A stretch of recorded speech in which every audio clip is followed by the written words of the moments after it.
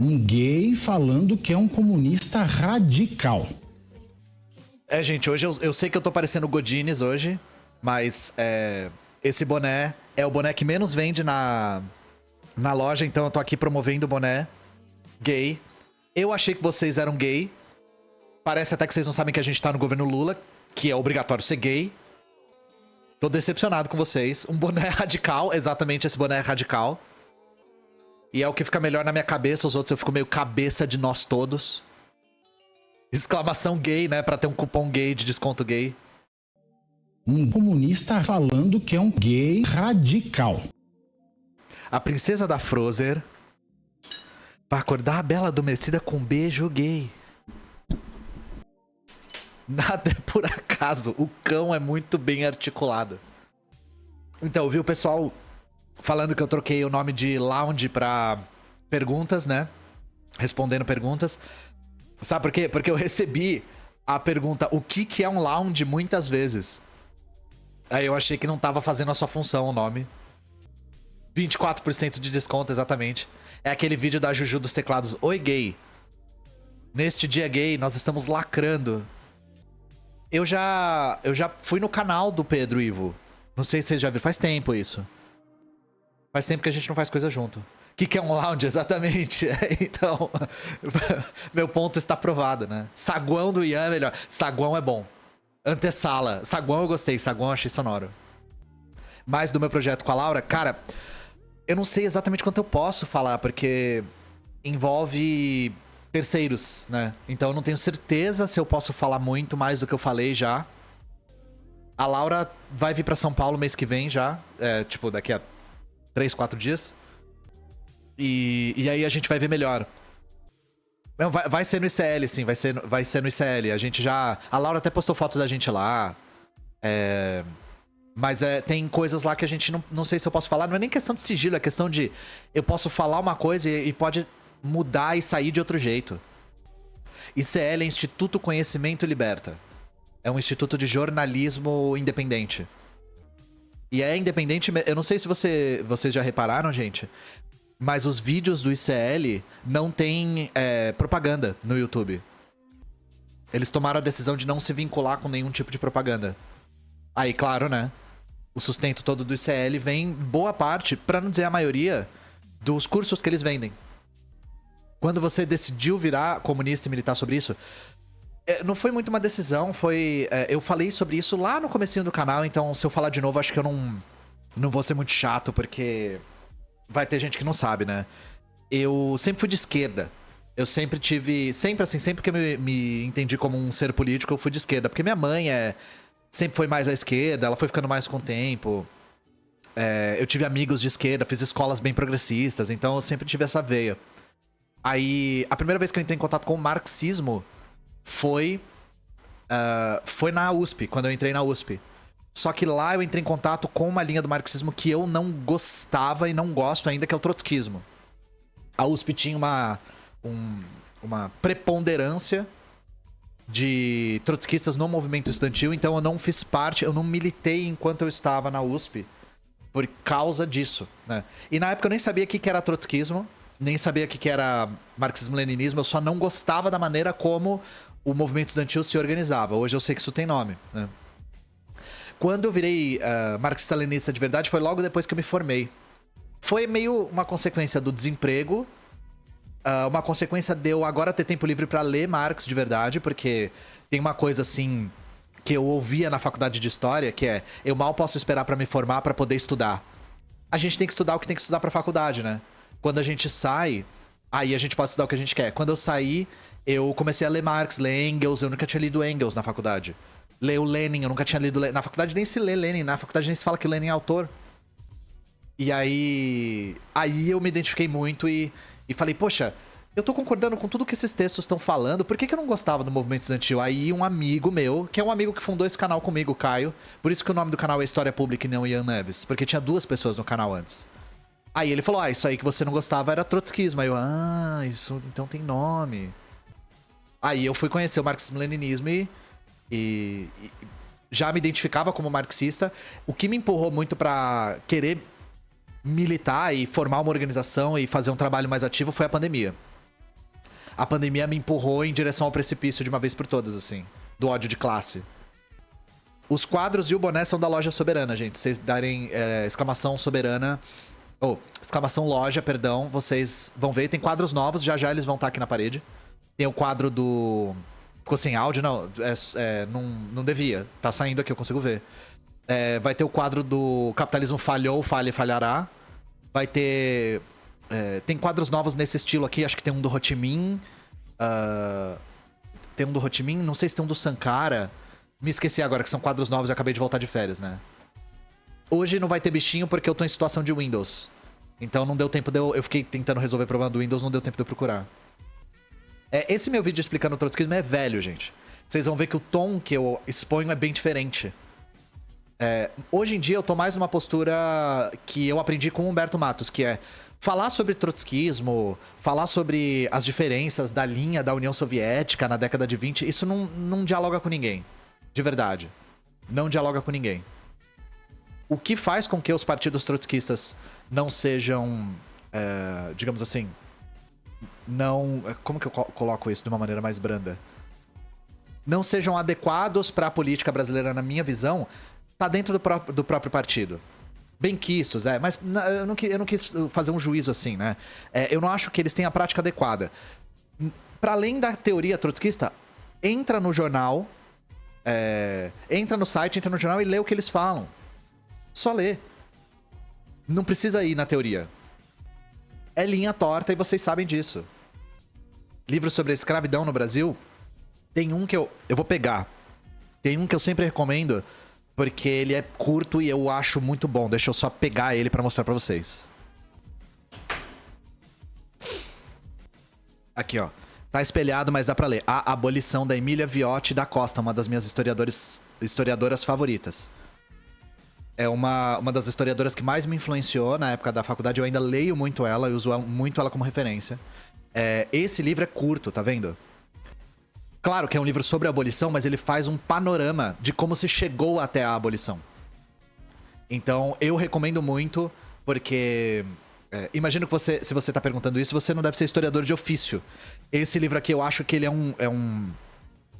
um ponto bem de equilíbrio entre rigor e acessibilidade. Sim, é fino e é muito competente esse livro. O que você acha dos livros do Laurentino Gomes? O problema do Laurentino Gomes é que ele deixa muito em segundo plano a dimensão analítica. Ele deixa muito em primeiro plano a dimensão anedótica. Então, de contar, em linguagem popular, contar causos, né? A Emília Viotti não. A Emília Viotti é análise. Pergunta fundamental pra fazer pra um marxista no primeiro date. Você é organizado? Ou organizada? Sério. Eu não sei o que é Hasbin Hotel, gente. Não sei se eu deveria saber, mas não sei. Eu nunca li esse Anos de Chumbo. Eu lembro do meu professor de História do Brasil falar desse Luiz Otávio, mas eu não consigo lembrar. Faz tempo que eu não revisito a questão. Inclusive, esse ano, como vai ser um aniversário... 60 anos da ditadura, né? Eu sou ruim de conta. 60 anos, né? Que foi 64, agora é 2024. A gente... tem que fazer alguma coisa pra rememorar o que foi a ditadura, porque a galera da direita vai correr pra fazer coisa de revisionismo histórico. Vai ter react hoje? Eu não faço react, gente. Você tem esse boné? Eu falei, esse boné é o que menos sai. Como tanca professor liberal americanista no curso de RI? A Duda, que é a minha roteirista, é formada em RI. É uma boa pergunta pra se fazer pra ela. Podia ter boné trans, sim. Sim. Verdade. Porque Odiamos Obama tá na agenda. A gente se reuniu já e colocou lá os Porque Odiamos, e esse é um dos que tá esse ano. Sim, desde a época da Comissão Nacional da Verdade, a direita tenta fazer um revisionismo fudido da historiografia da época da ditadura. Às vezes ler e falar ao mesmo tempo dá um nó na cabeça. Como fazer conteúdo marxista sendo de uma área nada a ver? Qual área é a sua? Aliás, gente, se vocês querem ter certeza de que eu vou responder a pergunta, se vocês fizerem por Pix, eu sempre respondo.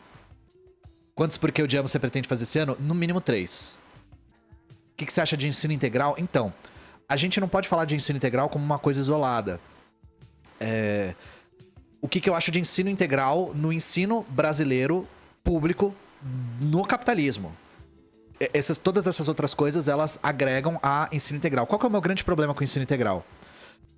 Vocês já perceberam que todas as reformas que tentam fazer, no ensino público, sobretudo, tentam modificar, em grosso modo, tudo menos o problema de verdade? Eu já fiz essa pergunta aqui pra vocês. Qual que é o problema da educação pública?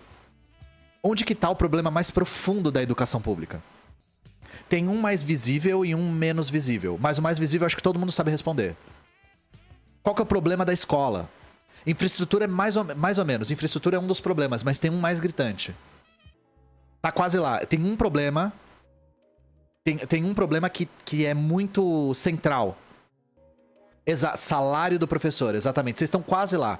A valorização do profissional. A valorização do profissional em sala de aula. Essa é o principal problema.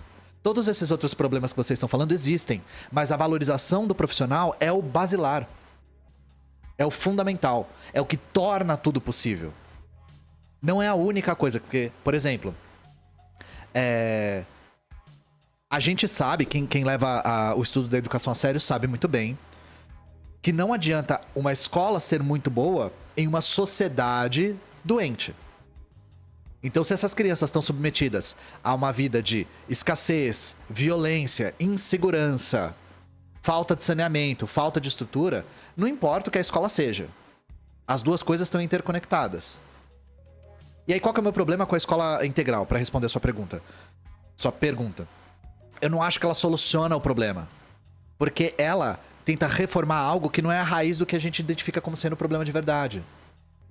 Demais vale uma escola que não tem um ensino integral, mas com professores bem remunerados e com uma infraestrutura competente, do que uma escola em tempo integral com professores subremunerados, inclusive que acumulam função, que tem que, agora com o novo ensino médio, sobretudo, ministrar matérias que eles não dominam. Isso pode até agravar a questão. O problema é a subvalorização dos professores, porque o profissional em sala de aula é um mediador ou a mediadora de todos os conflitos que estão acontecendo lá. Eu não tô dizendo que os outros problemas não existem. Eu tô dizendo que os outros problemas são insolúveis se esse não for resolvido. Profissionais desmotivados, sobrecarregados, estressados. Se eu não me engano, a maior causa... Eu posso estar falando besteira, tá? Eu lembro de ter visto isso em algum lugar. Eu devia ter checado antes. Uma das maiores causas, pra não falar que é a maior, de afastamento dos professores é a questão de saúde mental. Então vocês imaginam, dando um exemplo palpável aqui de por que o problema é a subvalorização dos professores. Imagina que para um professor de matérias como sociologia, filosofia, matérias que não ocupam tanto da grade horária, para um professor desse conseguir ter uma renda digna, ele tem que trabalhar em 2, 3 escolas. E aí imagina que ele entra numa escola, aí ele tem que pegar 1 hora, 2 horas de transporte público pra ir pra outra escola, de noite tem que pegar de novo pra ir pra outra escola. Vocês entendem isso? E eu tenho certeza que vocês já tiveram professores que tinham essa jornada. Aí vocês entendem o desgaste físico e mental de um profissional que tem que estar em sala de aula e lidar com situações extremamente complicadas. Lidar muitas vezes com crianças que vêm de realidades duríssimas. Eu não tô falando só de salário. Tô falando de tudo que envolve a carreira de um professor. Estabilidade do trabalho, remuneração digna, jornada de trabalho exaustiva, capacidade de preparo, material para preparo. Não tô falando só de salário. Não importa também só se o salário for bom e a jornada for muito exaustiva. De professores que trabalham 60 horas por semana, sabe? Então, o grande argumento do ensino integral é um argumento bastante viciado, que é tem que tirar a criança da rua pra ela não ficar fazendo besteira na rua. A direita quer muito ensino integral por conta disso, por achar que é um paliativo pra criminalidade. Gente, novamente, todas as vezes que acusam a esquerda de não ter um programa de segurança pública, a gente sempre responde a mesma coisa. A gente tem o programa de segurança pública, que é pleno emprego, dignidade no trabalho, acesso à infraestrutura. A direita vai dar todas as soluções pro problema de segurança pública, menos a solução que funciona, que serve pra alguma coisa. E, isso, muito bem lembrado. O ensino integral ignora a realidade de alunos que trabalham e estudam. E aí, o que isso causa? Evasão escolar. Meu pai é professor de História e dá aula no CED, escola dentro da cadeia do Paraná. É algo que ele fala... deixa eu ler aqui. Fala que tem muita sorte de ter conseguido entrar, não só pelo contato que ele tem com outra realidade marginalizada, mas como também o privilégio de não precisar trabalhar em outras escolas. Olha só, privilégio. Isso é uma coisa que a Laura fala o tempo todo. A gente costuma chamar direitos de privilégios, né? Pô, gente, não precisar trabalhar em mais de uma escola é um direito. O professor conseguir se dedicar só à escola que ele trabalha é um direito. Mas aí, na realidade que a gente vive, é um privilégio, né? Que a maior parte dos professores tem que trabalhar em mais de uma pra conseguir se sustentar. Então o grande problema é esse. Nossa, tá chovendo aqui. Se cair é chuva, tá? O grande problema é esse. O ensino integral, ele tenta solucionar um problema sem abordar o problema em si. Como melhorar os índices de evasão escolar a curto prazo? Não existe solução a curto prazo. Toda solução a curto prazo que diz diminuir a evasão escolar de maneira significativa é demagogia. Nossa, tá chovendo forte aqui. Essa coisa da poupança pros alunos eu não tive a oportunidade de analisar ainda. Como subir o Vasco a curto prazo?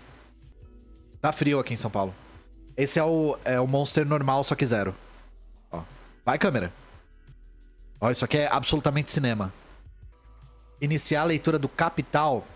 Vou pegar um livro. Já volto. Eu não sou que nem o João, que os livros dele ficam na frente. Vou te mostrar um livro pra começar a leitura do Capital. Tá espelhado, mas dá pra ver. O Capital de Marx. Do Ben Fine e do Alfredo Saad Filho. Bem Fino e Alfredo Saad Filho, Capital do Marcos. Também não é um livro... Ó, isso aqui é um livro falando sobre o capital, ó o tamanho. Esse aqui eu recomendo, eu acho mais acessível. Eu uso esse aqui pra fazer os vídeos do glossário. Se vocês já viram... Se vocês já viram meus vídeos lá no TikTok, que são glossário, explicando termos do Marx, eu uso esse livro pra ver como eles resumiram pra resumir também. Não o Saad da Bandeirantes. Não, a pessoa perguntou sobre o Capital. A pessoa perguntou sobre a leitura do Capital, não a leitura do Marx em si. Carlo Cafiero, eu nunca li. Essa pergunta é boa. Você acha que a valorização das guardas municipais é uma forma de desmilitarização da polícia? Vi que tem bastante embate entre as guardas municipais e as polícias militares, principalmente oficiais com influência política, lutam bastante contra a transformação da guarda municipal em polícia. Então, na minha leitura, a valorização das guardas é militarização das guardas. Eu acho o contrário. É de transformar a guarda em polícia militar, para as prefeituras controlarem a guarda da forma como os governos controlam a polícia militar. Pelo menos o exemplo que eu tenho em São Paulo é assim, tá? Aí as cidades que vocês moram podem ter experiências diferentes. Mas pra mim a valorização da guarda em São Paulo é a militarização da guarda e não o contrário. Eu leio os pics tudo de uma vez, tá, gente? Só pra não ficar indo e voltando. Documentário sobre a Revolução Russa que não seja anticomunista, eu nunca assisti nenhum. Documentário, assim, vídeo, eu nunca vi nenhum. Não quer dizer que não exista, mas eu nunca vi. Tem os próprios filmes soviéticos. Filmes, né? Tem um filme famoso chamado Outubro. Se vocês já viram um clipe que é o Lenin falando... Camaradas, a revolução dos proletários e camponeses se realizou. Isso aí é um filme. Cafiero eu não conheço, não. Eu não li nem esse, eu não li o outro que é muito famoso, que é o... Lafargue? Paul Lafargue, né? Esse eu nunca li também, não. Esse são dois autores. Ben Fine e o Alfredo Saad Filho. Ben Fine e Alfredo Saad Filho. Marx não acredita em determinismo econômico. Eu não conheço aí, mas vocês estão me falando. Pitilo recomendou a leitura pra começar, legal. Entender neoliberalismo? Eu tava conversando sobre isso com o Humberto. O Humberto falou que tem um texto que ele costuma usar pra isso. O livro que eu usava, eu não gosto tanto, mas serviu, que é o Introdução ao Neoliberalismo do David Harvey. Eu usei esse livro porque a definição dele de neoliberalismo é muito boa. Mas eu achei o livro insuficiente, até porque ele é antigo. E o neoliberalismo continua avançando, né? Ao longo dos anos. Acho que esse livro é da década de 90. O próprio Harvey fez uma autocrítica a respeito desse livro, porque ele meio que coloca a China do Deng Xiaoping nesse balaio, e depois ele fala, não, a China não... Por mais que ela tenha aberto pro capitalismo, ela não era neoliberal, ela não teve a mesma doutrina de choque que os outros países. Pro LivePix é exclamação Pix. Aí abre um sitezinho com o valor e a mensagem, aí você manda e ele gera um QR Code. Não pode caractere especial na mensagem, nem sabia. O Pitilo é muito foda, gente. Eu gosto muito dele. Muitas coisas que eu aprendo sobre geopolítica internacional é por causa dele. Por exemplo, o Pitillo foi a primeira pessoa que eu vi falando que a vitória do Milei era uma forma de enfraquecer os BRICS. Eu nunca tinha pensado nisso. Qual a diferença entre TMD e semifeudalidade? Eu fiz essa pergunta pro maoísta que eu entrevistei no meu canal. Eu não sei se vocês já viram. Eu precisaria estudar mais as duas coisas pra dizer. Mas eu só achei engraçado que eu tive a mesma dúvida. Eu tive exatamente a mesma dúvida. A história de que a RPDC teria prendido 2 jovens por ouvir K-pop é Radio Free Asia? É, porque já teve show de K-pop na Coreia. Como que iam prender as pessoas por ouvir K-pop se tem show de K-pop na Coreia do Norte? Como estudar sobre a Revolução Russa sem ir de cara com propaganda liberal que fala de totalitarismo? Cara, a Revolução Russa é muito disputada, né? Então, a maneira de estudar, infelizmente, não tem caminho fácil. É lendo textos que citem documentos primários. Vou inventar que só deixaram Red Velvet porque tem Red no nome, né? Não lembro da análise do Hobsbawm sobre a Revolução Russa. Faz anos que eu não leio Hobsbawm. Eu não gosto muito do Hobsbawm. Eu acho ele muito difícil. Difícil no sentido de... Ele não faz muita questão de ser entendido. Nunca estudei a Angola socialista. Preciso estudar o Agostinho Neto, né? Revolução em África ainda é uma coisa que eu tô começando a estudar. Comecei ano passado, tô estudando agora esse ano mais. O Hobsbawm é trotskista? Não que eu saiba. O Hobsbawm me parece mais um marxista ocidental. Marxista... Euromarxista, eurocomunista. Marxistas que não falam de organização da classe trabalhadora, né? Não sei o que o Pirula falou, não. Vai ter, Burkina Faso esse ano vai ter sim. Não tem nenhum africano que fala português pra falar sobre? Tem. Eu só gostaria que fosse alguém comunista, né? Algum angolano... Não africano, angolano, né? Comunista pra falar sobre. Se eu encontrar, eu adoraria entrevistar, falar, conversar sobre. Moçambique também pra falar sobre o Samora Machel. Sobre a Josina Machel, eu adoraria. Como estudar a Mongólia socialista? Eu perguntei isso pro João e o João falou que as fontes não são muito acessíveis. O João falou que tem muita fonte em línguas...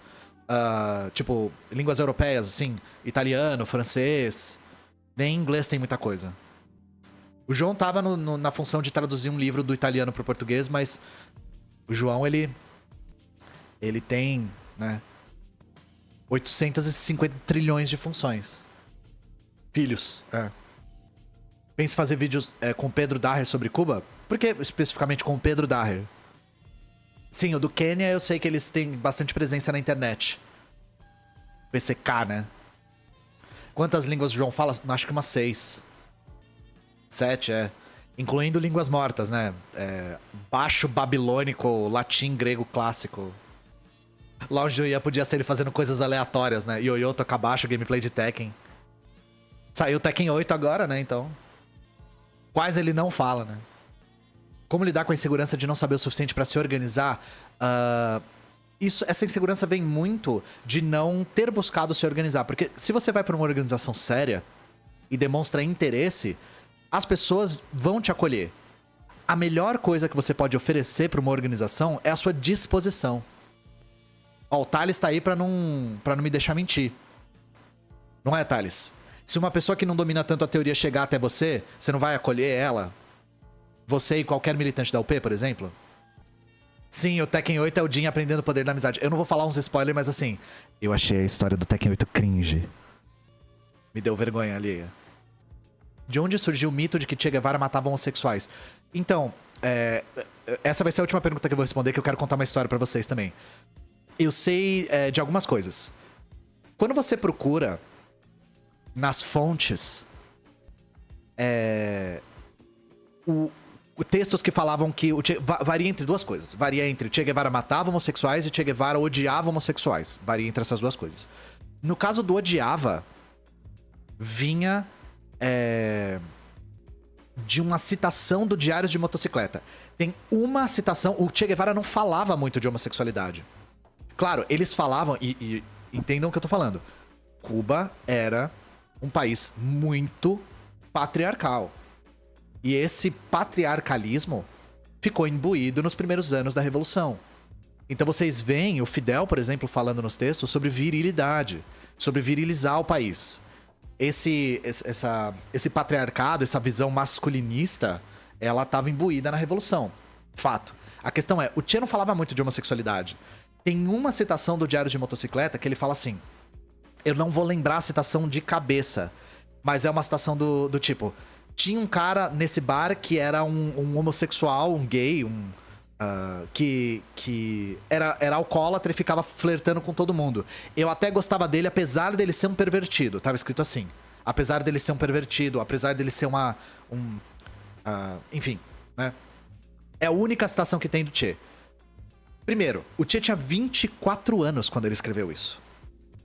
E ele nunca mais escreveu sobre. Segundo, a citação faz ficar muito ambígua se ele tá falando que ele é pervertido por ser bêbado em Portugal ou se ele é pervertido por ser gay. E assim, não, se o Che tá falando... Se o Che achava que ele era pervertido por ser gay, isso não é nada inverossímil, tá? Nada inverossímil. A questão é, ele não falou mais sobre. Sim, esse filme é muito bom que o professor Felipe tá falando, Memórias de Subdesenvolvimento. É um filme meio... Você não acha que esse filme tem uma pegada meio novela e vague? Tem aquele personagem meio entediado, assim, que fica vagando por aí, pensando sobre a vida. Então, assim, de citação tem essa. De que o Che matava gays, eu, sinceramente, não sei muito bem de onde vem, não. Agora, eu tava conversando com o Pingo das Threads. Pra quem tem Twitter, a galera tá começando a fazer umas threads interessantes e eu tô trocando uma ideia com o pessoal, porque, pô, se a gente colaborar, a gente vai mais longe, né? E tem o comunista das threads, que tem uma foto do Pingo segurando a foice e o martelo, assim... E eu fui trocar ideia com ele. E aí ele falou, pô, vamos fazer um vídeo sobre aquela coisa do Che... Ele acabou de me falar isso. Vamos fazer um vídeo sobre aquela coisa do Che mata gays? Porque eu sei a origem disso. A origem disso é um texto da década de 80. Eu fiquei tipo, legal, não sabia que isso tinha uma origem... Tinha tipo uma data de nascimento. Ele falou que ele investigou da onde veio. Então, você me perguntar isso é muito pertinente, porque aí eu já coloco isso aqui na agenda, porque ele falou que sabe da onde vem esse bagulho. Aliás, lá no Twitter ele tem uma thread sobre o Che, provavelmente tem lá. Eu não cheguei a ler a thread, mas tem lá uma thread sobre o Che. Outra coisa, gente. Vocês sabem que figuras comunistas são difamadas durante a história, né? E é curioso que no passado recente a gente via parte dos mitos a respeito das figuras comunistas serem sobre a sexualidade deles. Então, falar que o Enver Hoxha era gay... Falar que o Beria era gay. Só que hoje em dia isso pega mal, né? Então, se parou de inventar que os líderes eram homossexuais porque o que virava difamação não deixou de ser, né? Eles atacam onde eles se ofendem, exatamente. Mas o Hoxha não era gay? Eu não sei, eu não ligo também. Ele era casado com uma mulher. Que é a Nedmie Hoxha. Que tá viva, né? Nedmie Hoxha tá viva. Ou acabou de morrer, uma coisa assim. Por que tinha socialismo no partido nazista? Porque, segundo Hitler, eles iam dar o verdadeiro sentido do socialismo. Eles iam tirar o socialismo da boca dos marxistas e fazer o verdadeiro socialismo. E porque socialismo era uma palavra que é anterior ao marxismo e que tinha muita repercussão entre as classes trabalhadoras que eram muito organizadas na Alemanha nessa época. Agorinha, né? Eu queria contar uma história pra vocês, gente. Eu falei pra vocês que hoje eu ia desenhar o que eu fiz nas férias, né? E aconteceu uma coisa curiosa comigo nessas férias. Eu demorei um pouco mais pra voltar. Eu tinha falado que eu ia tirar um mês, eu fiquei 1 mês e 1 semana. Mas isso tem um motivo. Deixa eu pegar um chiclete aqui. Pegou diamante no LoL, longe de mim jogar LoL. Eu tô parecendo o Kiko? Eu tô parecendo o Godines, me respeita. O que aconteceu? Eu recebo muitos e-mails muito interessantes. Inclusive, eu queria até pedir desculpa se eu não respondi alguns e-mails de alguém que pode ter me mandado. Não é porque eu não ligo, é porque eu não dou conta. E aí, num determinado dia, eu recebi um e-mail de uma pessoa dizendo assim: eu sou diretor e roteirista de cinema. Tô escrevendo um roteiro e queria me reunir com você porque eu queria saber a sua opinião acerca do roteiro. Isso me interessou porque, caso vocês não saibam, minha primeira faculdade foi cinema. Eu sempre gostei muito de cinema. Inclusive, o surgimento do professor Felipe Leão nas redes me deixou muito feliz, porque ver um marxista tão bem formado falando de cinema, nossa, era o que eu mais queria. E aí, eu falei, poxa, não acredito que eu dei a volta toda depois de 10 anos afastado da área pra falar de cinema de novo, né? Me reuni. E aí, eu não conhecia esse diretor. E ele é um cara muito humilde, a gente foi conversando e tal. Ele me mostrou o roteiro do filme, depois eu descobri que eu fui a primeira pessoa que leu o roteiro. E era um filme... É um filme, né? Vou chegar lá. É um filme de distopia. E a questão que ele me perguntou foi... Por que os comunistas não gostam de distopias? Por que os comunistas costumam não gostar de distopias? E aí eu fui falando pra ele todos os pontos que a gente costuma ficar com o pé atrás, né? As distopias são muito relacionadas ao 1984. Já basta a realidade, é uma boa resposta. Distopias são muito baseadas em idealismo, né? E nós somos materialistas, uma coisa fica muito distante da realidade. E aí, eu fui dando a minha opinião acerca do roteiro.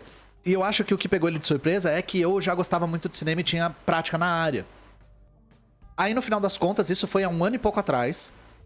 No final das contas, eu tive mais ingerência no roteiro do que eu esperava. Eu tive mais influência nesse roteiro do que eu esperava. Eu acho que eu li o roteiro mais vezes do que ele mesmo, porque todo draft que ele fazia, ele me mandava e eu lia do começo até o final. Então, pra mim, foi uma experiência muito legal. Foi uma coisa de ver o roteiro como um laboratório de ideias. E ele começou X e terminou Y, assim. São ideias que quase não se relacionam. Eu não posso falar muito sobre, porque aí o que eu aprendi é... As distribuidoras que têm os direitos autorais, elas são muito chatas com divulgação e como e quando você fala dos filmes. Então eu vou tomar cuidado com o que eu falo. Mas é um filme de distopia que tem uma veia política. E é uma distopia do tipo, num futuro não tão distante. Pode muito bem ser um filme em 2050, sabe? Um negócio não tão longe. E aí, 2 coisas. A primeira coisa que eu não sabia é que esse diretor era um cara tão reconhecido e antigo na área. Então, o nome desse diretor é Fernando Ceilão. Eu não fazia a menor ideia de que ele tinha uma carreira tão longa, de que ele era tão importante na área. Ele trabalhou anos no Canal Brasil. E ele não... Eu não sei se ele foi o primeiro. Se ele não foi o primeiro, ele foi um dos primeiros stand-up comedy do Brasil. Isso em 98, 99, uma coisa assim. Então, depois que eu fui... Ele não falou nada. Ele não chegou pra mim dando carteirada. Eu fui descobrir isso depois. E fui descobrir já que eu já vi vídeo com ele e nem sabia que era ele. Eu vi um vídeo com ele há muito tempo atrás no canal que é o predecessor do Porta dos Fundos, que é o Anões em Chamas. Tinha uma entrevista com ele no Anões em Chamas e eu nem sabia que era ele. Enfim, o que acontece é que esse é o primeiro filme que ele tá escrevendo e dirigindo. Só agora ele conseguiu vender a ideia pra uma produtora. Não é que ele fez o filme da Kéfera. Ele escreveu o roteiro do filme da Kéfera, vendeu o roteiro e fizeram que... Nem tinha Kéfera quando ele escreveu o roteiro. Ele foi contratado pra escrever o roteiro e vendeu o roteiro lá e os caras fizeram o que queriam com o roteiro. Gente, no Brasil, roteirista faz o que tem que fazer. Roteirista faz o que te contratam pra fazer. Agora ele tá fazendo o que ele quer. Escrevendo o roteiro, dirigindo da maneira como ele quer. E aí eu pedi como recompensa pelas, digamos assim, pelas opiniões no roteiro, a possibilidade de acompanhar as filmagens. E aí eu fui essa semaninha agora, que eu fiquei fora, eu tava lá no Rio acompanhando as filmagens. Foi justamente isso. Então, depois de 10 anos longe da área, pela primeira vez eu tava no set de uma filmagem na escala do cinema. Isso foi muito legal, sabe? Porque eu consegui acompanhar o dia a dia de um set. Eu fiquei no Rio uma semana pra acompanhar as filmagens. Tive toda a experiência carioca. Vi enchente, vi tiroteio, vi Uber agressivo, vi gente brigando na rua, calor do caralho. Tive toda a experiência full carioca. Depois de anos sem ir pro Rio, eu me senti muito acolhido, sabe? Foi legal, foi legal. Aí eu tava lá no set e algumas coisas legais aconteceram. Primeiro, algumas pessoas que trabalharam no set já me conheciam da internet. Então ficaram meio surpresas de me ver lá no set. O legal é que eu fui bem acolhido pelos profissionais. E eu achava que eu estando no set eu ia estar mais ligado na expressão artística, em como que se faz isso, mas eu fiquei fascinado pelo regime de trabalho num set. E eu queria compartilhar com vocês o que eu observei num set de filmagem. Como um uma experiência de observar o regime de trabalho das pessoas. Gente, primeiro, eu lembro de uma coisa que a segunda câmera me falou. Segunda câmera... Não, eu não estava falando com câmeras, tá? A mulher que era a segunda operadora de câmera. A segunda câmera, tá? Ela falou assim, você deu sorte e você vai ficar mal acostumado porque esse set não é comum. Era um set que todo mundo era bom e todo mundo se dava bem, não tinha briga. Ela falou, todo set, ou tem um diretor grosseiro, ou tem um ator estrelinha, ou tem alguma pessoa da área que não é boa no que faz. E nesse caso, todo mundo era bom. O diretor era um fofo, o Fernando é um fofo. Ele não é diretor tirano, ele é muito acolhedor. E foi uma experiência muito positiva. Como eles têm encontrado conversando com câmeras, né? Aí, que eu fiquei... Já mostro as coisinhas aqui. O que eu fiquei observando? Primeiro de tudo, gente, as jornadas de trabalho em set de filmagem são muito longas, cara. São muito longas. A gente chegava lá 8 da manhã e ia embora, se a gente não enrolasse, 8 da noite. E assim, chegava 8. Tinha que sair de casa às 7. E saía às 8. Chegava em casa às 9. E isso, 1 hora. Quem mora mais longe é mais do que isso.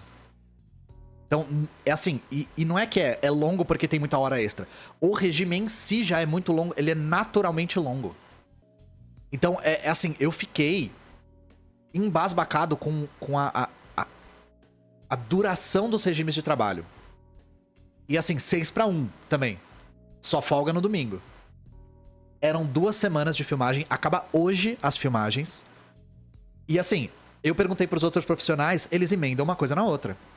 Emenda uma coisa na outra. Teve algum motivo especial pra ser no Rio de Janeiro? A produtora era do Rio. Tinha bastante gente de outros estados lá, mas a produtora era no Rio e o estúdio... Era um filme de estúdio. O estúdio era no Rio. Isso é a primeira coisa que eu percebi. O regime de trabalho é muito longo. Muito longo. Segundo. Eu costumava achar... Gente, a grana é digna? Boa pergunta. Falar de dinheiro no Brasil é meio tabu, né? Eu não tive coragem de ficar perguntando. Pelo que eu percebi, tem umas hierarquias. Tem gente que ganha melhor e gente que ganha pior. Eu não tive que fazer externa. Nossa, gente, tava 40 graus, 7 da manhã lá. Eu nem imagino o que é fazer externa no Rio de Janeiro. Eu fiquei muito próximo do pessoal do som, porque eles já me conheciam na internet. Inclusive, um beijo pra vocês 3, eu não vou falar nome porque eu não perguntei. Se eu podia, né? Mas eles já me conheciam, me acolheram, foram fofos. Eu fiquei sentado do lado do cara do som, ele ficou me explicando como é que funciona tudo, muito legal. E a moça que trabalhava no som falou, quando é locação, a gente tem que passar talco no equipamento, porque as pessoas suam e enche de enche de pasta de rego o microfone. Os gravadores e tal. E aí, pelo menos lá era ar-condicionado, era set, etc, né? Outra coisa que eu percebi. Eu tinha a ilusão, e entendam o que eu tô falando, tá? Eu tinha a ilusão de que trabalhar como ator em filme era mais fácil do que no teatro. E veja, não é fácil, é mais fácil. Pensava, pô, teatro você tem que apresentar ao vivo, não pode errar, tem que ensaiar várias vezes a mesma coisa, deve ser difícil.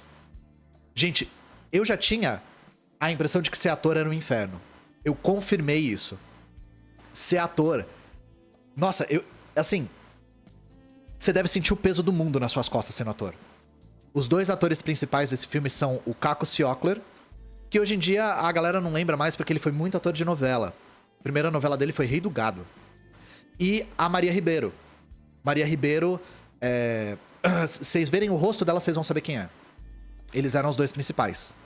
E muitos atores que ou eram estreantes ou não tão grandes, muito bons, tá? Eu fiquei muito impressionado com o casting. Tem muitos atores que eu tenho certeza que vocês vão gostar e que... Meu primeiro crush foi o Caco. E assim... ela é a esposa do Capitão Nascimento no Tropa de Elite.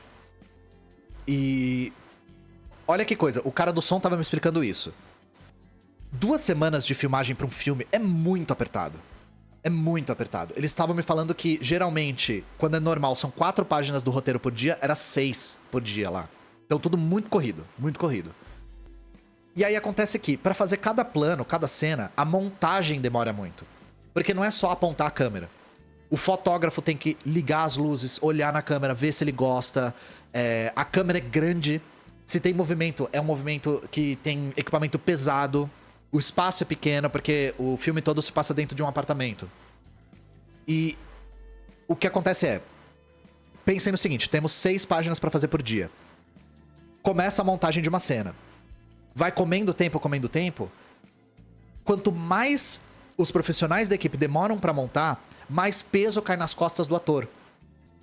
Porque aí, pra cumprir o prazo do dia, o ator tem 15 minutos pra executar uma cena que ele não teve tempo ou de ensaiar ou ensaiou muito pouco. Então vocês imaginam o peso que é nas costas desses atores? De tipo, a gente demorou muito pra montar, como sempre demora.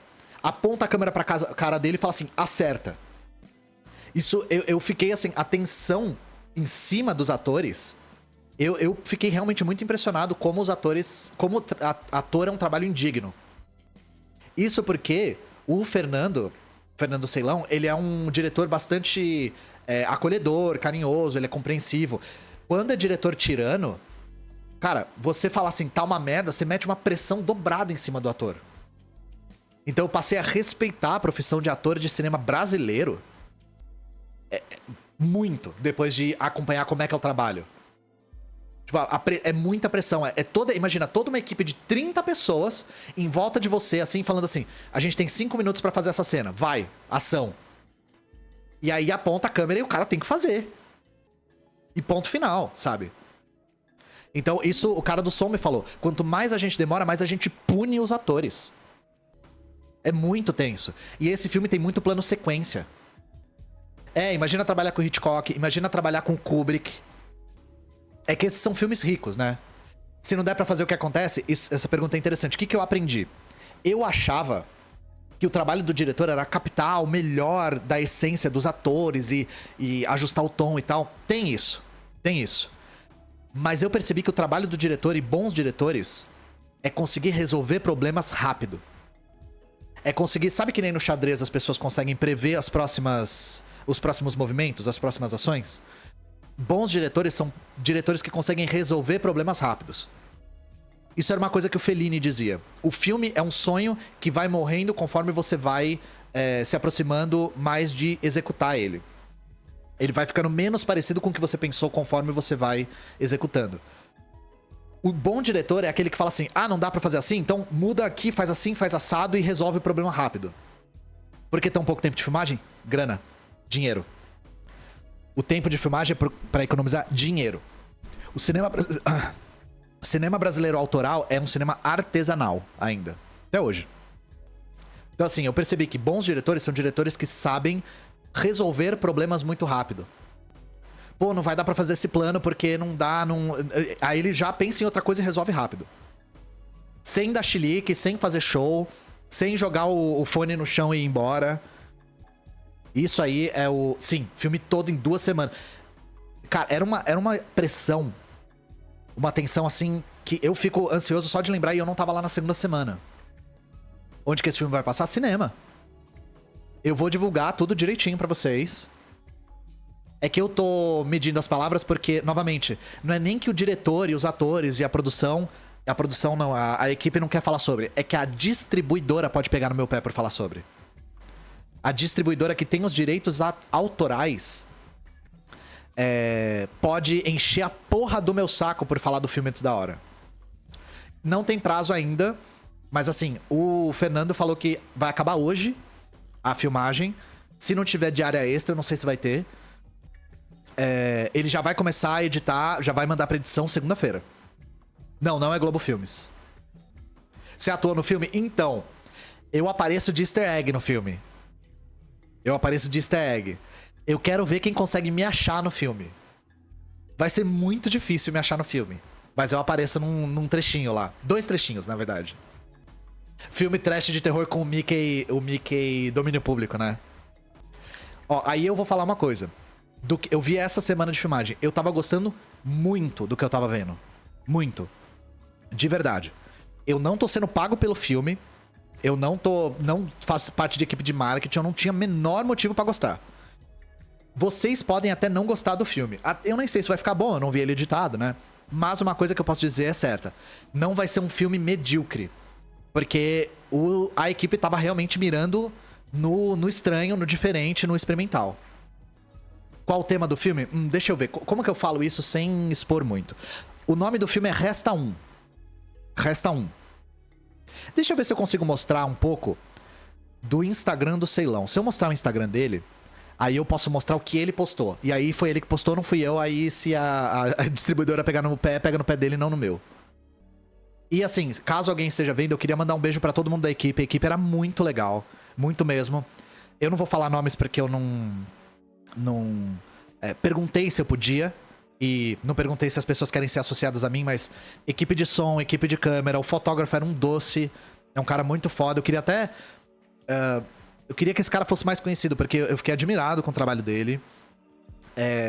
A continuista, a diretora de arte, a figurinista, os contra-regras, a equipe de luz, todo mundo era muito legal. Foi uma equipe... Assim, foi o que a segunda câmera me falou. Você vai ficar mal acostumado com essa equipe. E espero que se o Ceilão faça mais filmes, seja com essa equipe, porque a equipe era muito legal. Eu fiquei imaginando o que poderia sair desse filme se tivesse mais tempo. Não é nem mais orçamento pra mais equipamento, nem nada, é mais tempo mesmo. Tempo pra experimentar, tempo pra errar. E assim, pressão imensa sobre a Maria Ribeiro e o Caco Ciocler. E os outros atores que também eu não sei se eu posso falar ainda. Mas assim, todos mandaram muito bem. Não tem um ator ruim nesse filme. Cadê o Ceilão? Aqui. Ó, eu vou fazer um exercício com vocês. Eu vou mostrar umas imagens do filme e eu queria ver o que vocês... o que vocês acham que o filme é sobre.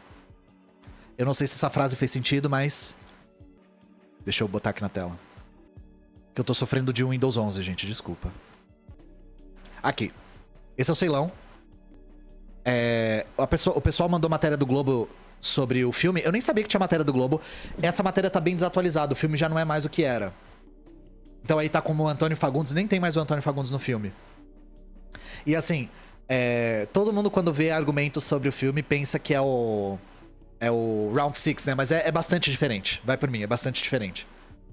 O visual pode parecer do Round 6, mas o argumento é completamente diferente. Então, quem tirava as fotos era uma função que eu confesso pra vocês, gente, eu gosto de cinema. Eu não sabia que os sets tinham fotógrafos.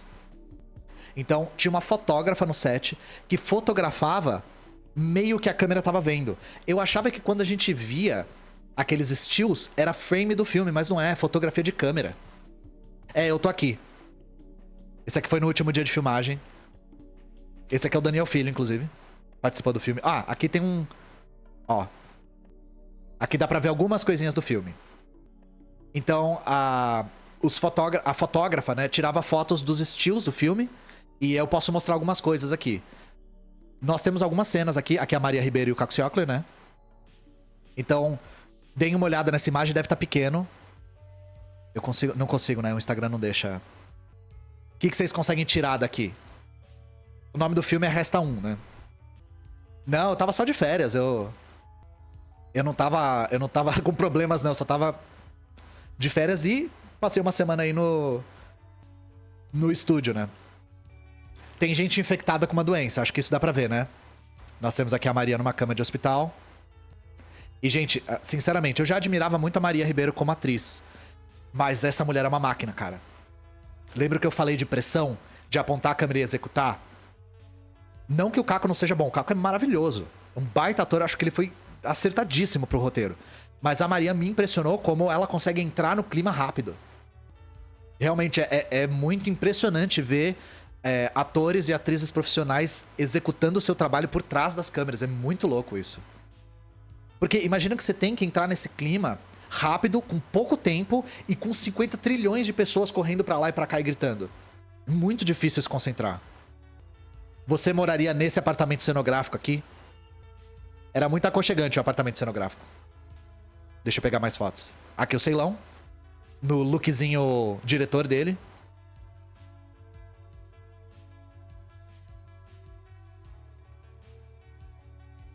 Aqui, ó. Essa cena... tem um elemento aqui do filme importante. Ele parece o Wolverine, acho que deve ser a primeira vez que ele ouve isso. Então, vou dar mais uma dica assim. Vocês viram, tem alguém doente, é um casal no apartamento, aí tem essa cena aqui. E vocês sabem que é uma distopia. E eu vou falar pra vocês, gente. O Ceilão é um cara muito aberto pra crítica. Eu falei tudo que eu não gostava no roteiro. É um filme marxista? Não necessariamente. Não necessariamente. Resta um bife, exatamente. É sobre uma infecção alimentar no churrasco. Então, eu vou falar uma coisa. Eu detesto 3%, gente. Eu acho 3% cafona, pra usar uma palavra do Caetano Veloso. Eu acho cafona. Eu acho uma série que tenta ser estadunidense e perde de lavada pro formato deles. Qual foi minha participação no filme? Eu opinei sobre o roteiro e eu escrevi alguns diálogos. Um ou outro diálogo eu escrevi. Então, tem gente falando que o filme faz referência à pandemia. Vai por mim, esse filme é bem brasileiro. Ele fala muito sobre o Brasil em si. Mas num ambiente meio de fantasia, assim.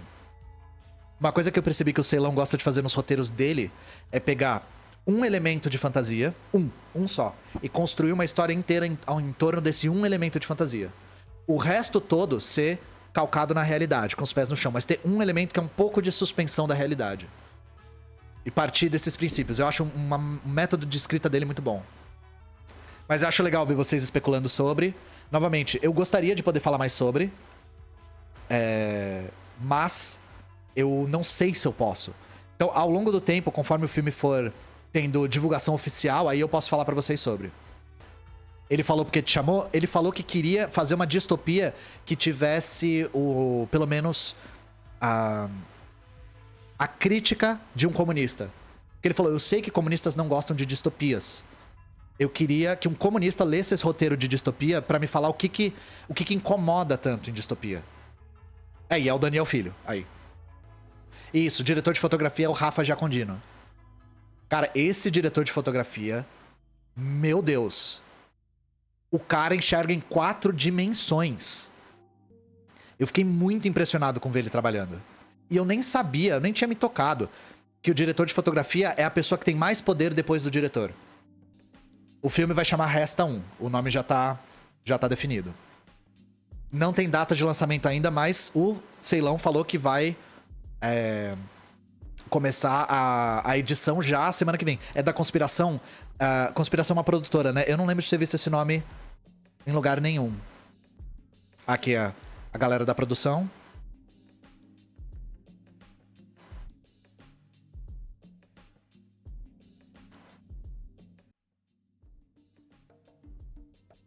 Não tem o joguinho tipo Danos chamado Resta 1. A referência é exatamente essa. Por que os comunistas não gostam de distopia? Bom, primeiro que, no que diz respeito a distopias, o 1984 cimentou algumas tendências. E, claramente, o 1984 é um livro anticomunista que foi usado como propaganda anticomunista. Foi e ainda é usado como propaganda anticomunista. Então, muito do que tem na linguagem da distopia é uma linguagem que foi gestada para ser propaganda anticomunista. Sacaram?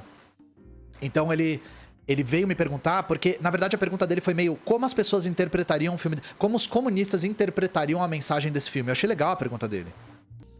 É curioso que o 1984 fale mais sobre o capitalismo que o comunismo. Pois é, o Humberto fala isso.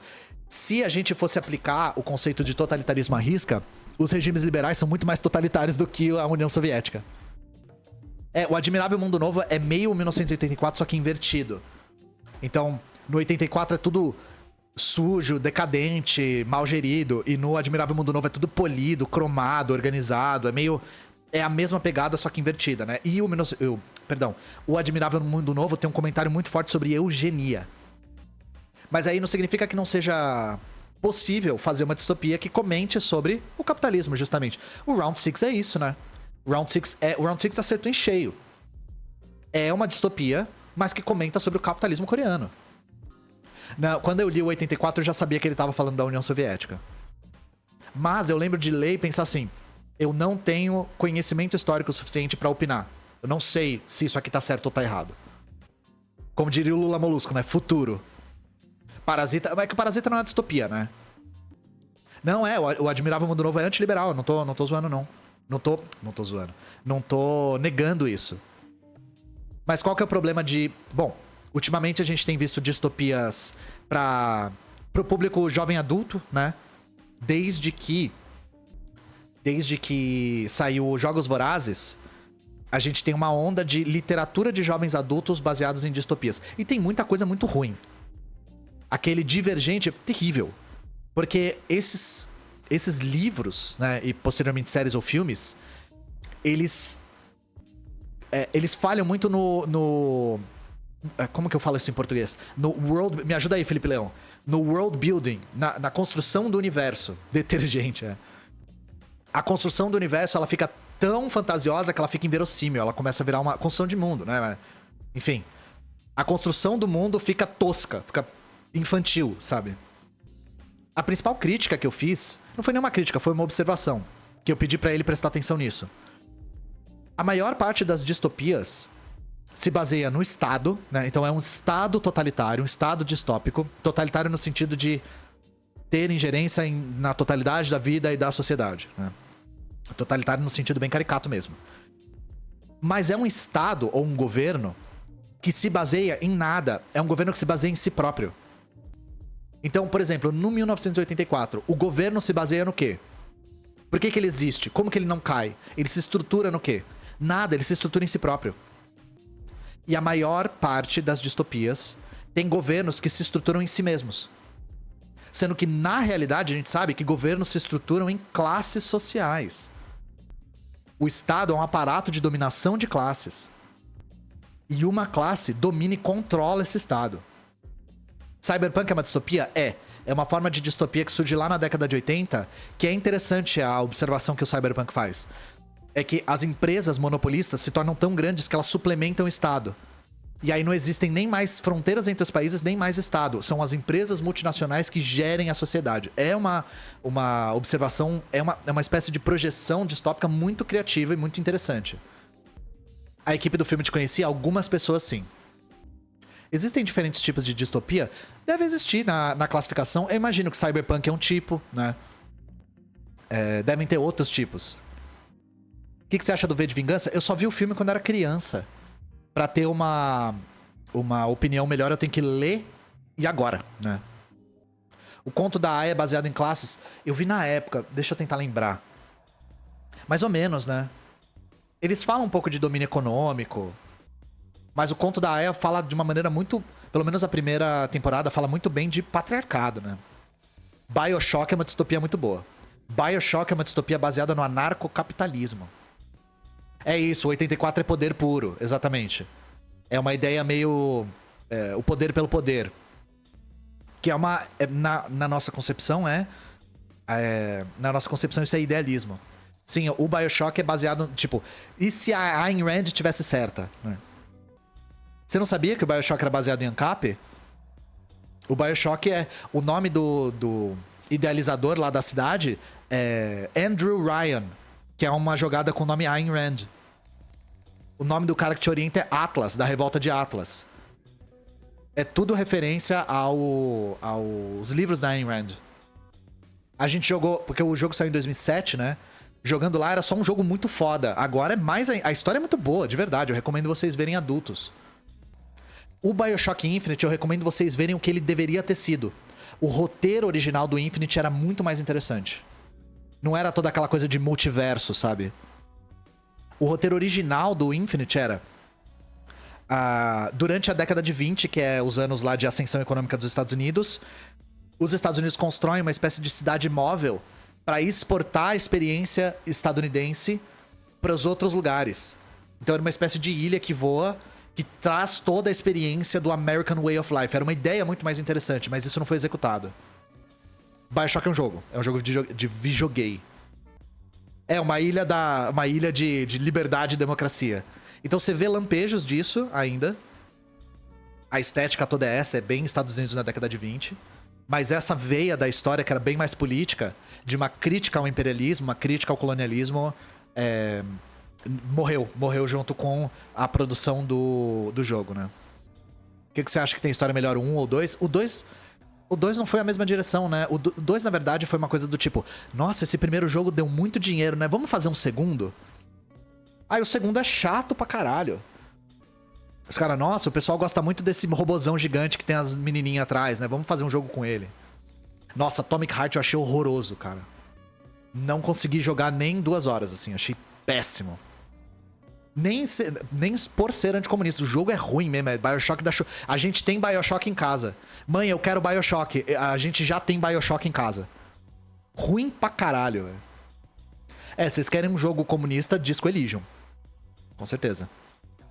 Mad Max é baseado no anarcocapitalismo? Nossa, eu vi faz tempo. Eu não lembro do primeiro ter muito disso, mas o terceiro que tem a Tina Turner, que é ruim pra caralho, deve ser.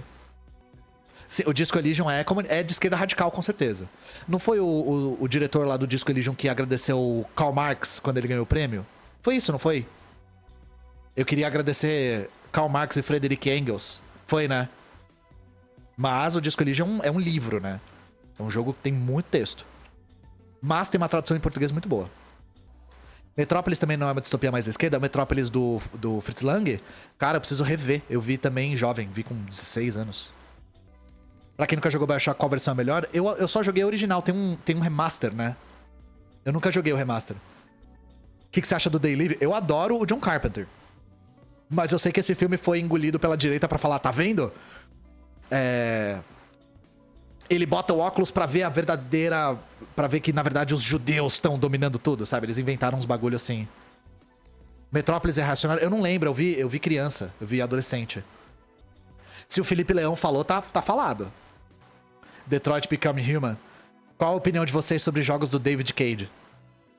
Aperte X para Jason, né? Qual edição do manifesto tem um vocabulário mais fácil e simples? Eu acho que o da expressão popular. Pega o da expressão popular, você vai gostar. Metrópolis é conciliador de classes? David Cage é o primo do Nicolas Cage. Aliás, alguém falou assim, o filme vai ser tipo os filmes do Jordan Peele. Nossa, me lembrou que eu assisti o Nope recentemente. Pô, eu achei ruimzão, velho. O que vocês acharam do Nope, o último filme do Jordan Peele? Nossa, eu achei o pior dele, dos 3. Fiquei muito decepcionado.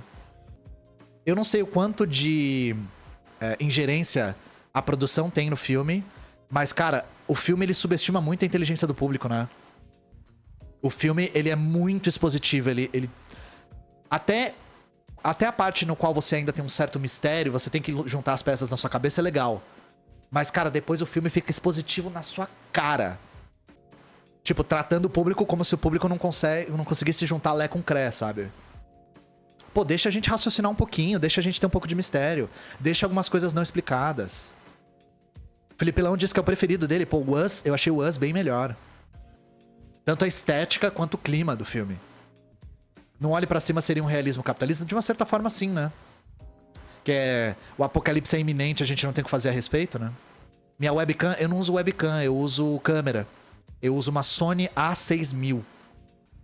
Adaptada pra ser uma webcam. Por isso que ela tem imagem tão boa. O diretor é sionista... o Jordan Peele, né? Sim. Ele assinou o negócio lá sionista, né? Ele sofre de estadunidense, né, gente? Fazer o quê? Global Strike apoia a Palestina. Tá chegando criadores de conteúdo gameplay. Não sabia que tinha um Global Strike, não. A última coisa que eu acompanhei foi a Tribunal Internacional, né? O que é sionista? Se você quiser entender melhor o que é sionismo, vai no meu canal do YouTube e procura o meu último vídeo sobre Israel. Se você olhar lá nos capítulos, tem um capítulo escrito o sionismo entra em cena, uma coisa assim. Lá eu explico desde as origens o que é sionismo.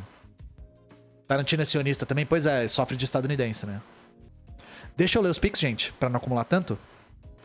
Mas espero que vocês tenham se interessado aí pelo filme. Eu tô muito animado com a possibilidade de a gente ter um filme... Pô, que, né? Que tá meio... É uma coisa que eu falei pro Ceilon.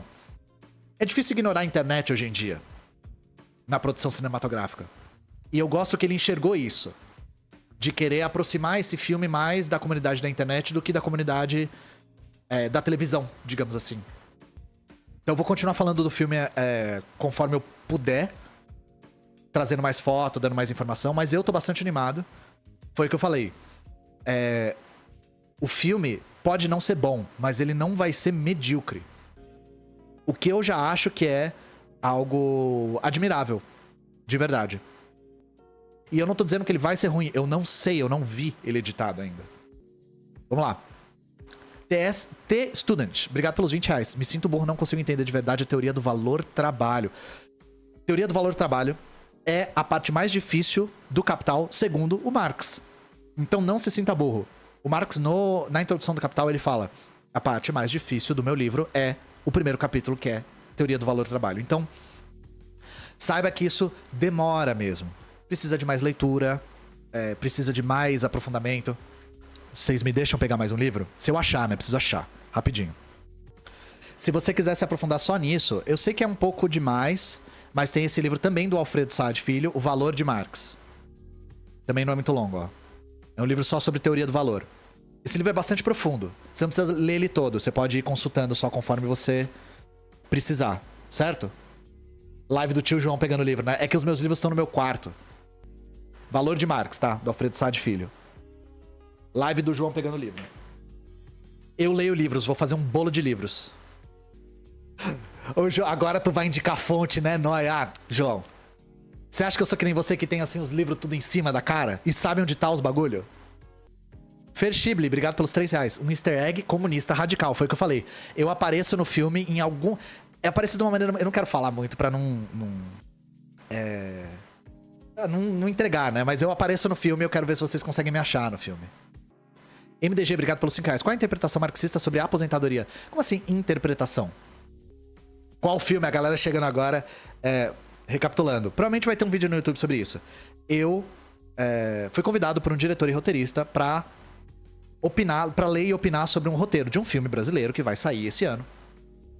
E eu acabei tendo mais influência no roteiro do que eu esperava, porque esse roteirista e diretor não esperava que eu fosse da área do cinema. Que eu tivesse estudado isso, trabalhado na área e tal. Então, como recompensa, eu pedi pra poder acompanhar as filmagens. E eu, semana passada, estava no Rio de Janeiro, acompanhando as filmagens do filme. E aí eu tava contando essa história pras pessoas. É um filme que é uma distopia, mais uma distopia que teve, digamos assim, a consultoria de um comunista. Então... foi isso que o diretor queria. Ele queria que eu desse a minha opinião como marxista a respeito de um roteiro que versa sobre um futuro distópico, né? Iluminação linda, é isso aqui. Primeiro, eu uso um softbox, né? Isso aqui é um softbox bem grande, em cima da minha cabeça. E com aquelas lâmpadas grandonas, assim. E isso aqui é um daqueles bastões que eu deixo atrás virado pra parede. E aí o resto é a câmera. Eu não mexo muito nas cores, porque a Sony já tem um processamento de cor, então acho que já fica com contraste. Você mexeu no roteiro todo? Não, eu só li o roteiro, dei minha opinião, ele mudou algumas coisas, e ele me chamou pra escrever alguns diálogos. Que eu não posso falar do que são os diálogos ainda, porque senão dou uns spoilers, assim. Não, eu não escrevi o roteiro, gente. Eu escrevi alguns pequenos diálogos. Tebagio P, acho que é isso. R$3. Qual a sua opinião sobre a Coreia do Norte? Sim. Gostaria, inclusive faria. Essa é a minha opinião sobre a Coreia. Não, para falar sério. Coreia Popular é uma experiência socialista que nós, marxistas e leninistas, defendemos. Tá? Dentro das suas contradições e dos seus problemas, defendemos, porque nós temos a obrigação de defender as experiências que sobreviveram ao fim da União Soviética e à ascensão do neoliberalismo como ordem global. Em outras palavras, faria. Anônimo, obrigado pelos 11 e 11. Diário de uma mulher em Berlim e uma Berlim ocupada são propagandas anti-URSS. Eu não sei se isso é uma pergunta, mas eu não conheço. O Felipe Leão vai poder falar aí. Chupacu de Goianinha. Obrigado pelos R$4. Chama o Pedro Marim pra falar do Partido Fardado. Claro, o Pedro Marim já me ajudou muito. Ele me mandou o livro dele, inclusive eu devia ter... Vou pegar o livro do Pedro Marim, já volto. Aproximações sucessivas... Partido Fardado nos governos Bolsonaro e Lula 3, escritos de 2019 e 2023. Livro do Pedro Marim. Pedro Marim é muito foda. Uso muito a revista Ópera como referência. E o Pedro Marim me ajudou muito, principalmente no vídeo sobre a Venezuela. Ele já foi pra Venezuela. Então, eu admiro muito o camarada. Acho ele um dos grandes jornalistas marxistas que a gente tem. E eu queria mostrar... Eu vi ali no meu quarto, eu queria mostrar pra vocês que eu gastei dinheiro com merda. Eu comprei uma Hate Kita também. Vou deixar ela ali. Etiqueta. Mais Pix. Nietzsche sem bigode, obrigado pelos 4,20. Ianzinho, eu acho que é o prensado do Jaca tá te deixando sequelado hoje, provavelmente sim. Kim Kataguire, com E. Obrigado pelos R$7. Chama o Breno Altman pra falar da causa palestina. Eu tinha deixado esse assunto um pouco de lado porque a gente tem que falar da Palestina, mas tem outras coisas acontecendo também, né, gente? Então eu tinha priorizado, por exemplo, falar sobre o Congo. Vocês vão ver mais vídeos sobre o Congo, porque tá acontecendo um verdadeiro holocausto no Congo e pouquíssima gente tá falando sobre isso, né? Então, eu preciso pensar sobre se vale a pena ainda continuar abordando a causa palestina aqui nesse canal, porque a gente tem que abordar outros assuntos que são igualmente relevantes, né? Bechá the Drums, é isso? Obrigado pelos R$10. Minha área é astrofísica. Queria fazer divulgação científica com consciência de classe. Bom, eu fazia parte de um laboratório lá na USP, que é de uma área chamada CTS, Ciência, Tecnologia e Sociedade. E nesse laboratório eu aprendi que não existe uma separação rígida entre a prática científica e a sociedade. Então, por exemplo, tenho certeza absoluta que você pode falar sobre soberania tecnológica, falando sobre astrofísica. No cenário geopolítico global, né, quais são as vantagens dos Estados Unidos e, por exemplo, a Rússia terem a hegemonia no que diz respeito à tecnologia de astrofísica? Por que a China investe tanto nisso? É só por curiosidade científica? As coisas não estão separadas, né? Tô falando como quem não é especializado no tema, tá? Só tô dando umas dicas. Jalim Rabei, obrigado pelos R$6. Chama o Ateu em Forma e Filosofia Vermelha pra um pororoca. O Glauber, a gente já tá trabalhando numa colaboração. Agora que você deu a deixa, eu vou falar. Eu e o Glauber estamos escrevendo um vídeo junto. Glauber do Filosofia Vermelha, né? E o Pedro, eu acho que seria divertido num pororoca. Mas o Pedro é muito explosivo, então eu não sei. Eu tenho que pensar sobre. E eu tenho certeza que ele não ficaria ofendido de me ver falar isso. Por que na Coreia Popular tem tanta falta de iluminação pública? Então, não é que tem falta. Esses mapas são muito contestados, mas sim, os mapas, não tô falando das fotografias. A Coreia tem um problema de fornecimento de energia. Por quê? Porque a Coreia não tem acesso a reservas de petróleo. Então a Coreia não consegue fornecer energia suficiente para o país de maneira contínua. Então sim, na Coreia tem um problema sério de fornecimento de energia elétrica. Se você vai nas cidades do interior, nas cidades rurais, a maior parte das pessoas usa energia com painéis solares. Agora eles estão fazendo mais... como é que fala? Plantas de energia eólica. Sim, as placas solares são muito usadas lá. Mas é por isso. A Coreia não tem acesso a reservas de petróleo. E o maior parceiro econômico da Coreia, que é a China, também não tem. Então, quem fornecia o petróleo antes para a Coreia é a União Soviética. Só que depois que a União Soviética se desfez, a Coreia perdeu seus parceiros econômicos. Por que eles não têm energia nuclear? De acordo com o que eu li sobre isso, porque as pessoas perguntam, se eles têm tecnologia nuclear para fazer armas nucleares, por que não energia? A tecnologia não é parecida. Elas são bem diferentes. E pelo que eu entendi, para fazer energia nuclear, eles precisam de tecnologia que eles não conseguem importar. E tem isso que parte do território... A maior parte da Coreia Popular é montanhosa, né? Mas sim, existe um problema de... Ninguém nega isso. Existe um problema seríssimo de fornecimento de energia elétrica na Coreia. E de combustíveis, de matriz energética como um todo. Eu dou um exemplo. Quando a União Soviética se desfez, a Coreia Popular voltou para tração animal no campo. Não tinha gasolina para ligar o trator. Cuba também, mesma coisa. Como a Coreia conseguiu supercomputador para fazer bomba nuclear, a Coreia exportava artigo de tecnologia. Pro Brasil, inclusive. O Brasil comprava tecnologia da informação da Coreia Popular. A Coreia Popular tem uma tecnologia da informação extremamente desenvolvida.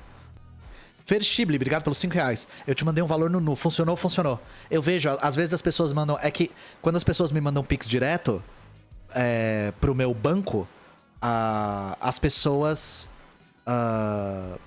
eu não consigo responder, né? Eu não consigo responder. Cu Cabeludo, obrigado pelos R$5. Ian faz ensaios mais simples, cada livro essencial do marxismo? Eu não entendi. Faz ensaios mais simples, cada livro essencial do marxismo? Eu não entendi a pergunta. Você tá me sugerindo fazer um ensaio para cada livro essencial do marxismo? Eu tô tentando...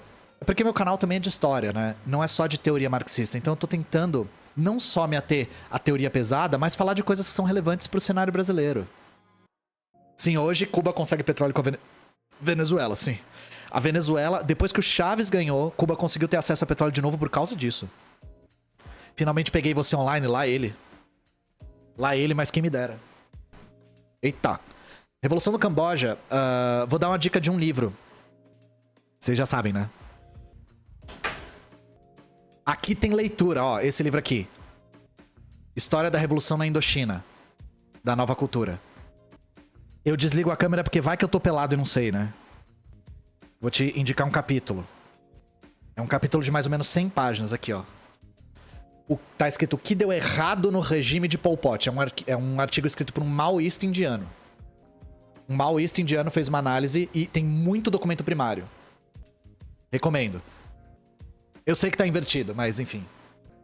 Não, a Hale... quando eu tava com a Laura aqui pra gente ver o que a gente vai fazer no ICL, a Laura falou, me mostra algumas coisas de São Paulo. A gente ficou andando pelo centro e entramos na Galeria do Rock. Aí na Galeria do Rock tinha uma loja vendendo a Hate Kit e eu peguei uma. Livro de história pra leigos, só que do ponto de vista comunista depende do tema. Livros gerais de história... Historiadores costumam evitar livros de história geral. Livros generalistas não costumam ajudar muito. Tem esses livros sobre o Tito, eu tenho em um arquivo. Eu preciso ver como é que eu hospedo em algum lugar pra passar pra vocês. Mas eu tenho... Isso tudo eu tenho digital. Porque tem muito livro em inglês. Tem um livro chamado Crítica a... É alguma coisa assim. Crítica ao modelo de autogestão. Eu esqueci o nome do modelo deles lá. Mas que tem em português esse, pelo menos. Atlas, obrigado pelos R$5. Alguma chance de um ensaio sobre Vargas? É possível, possível. Vargas é uma figura complexa.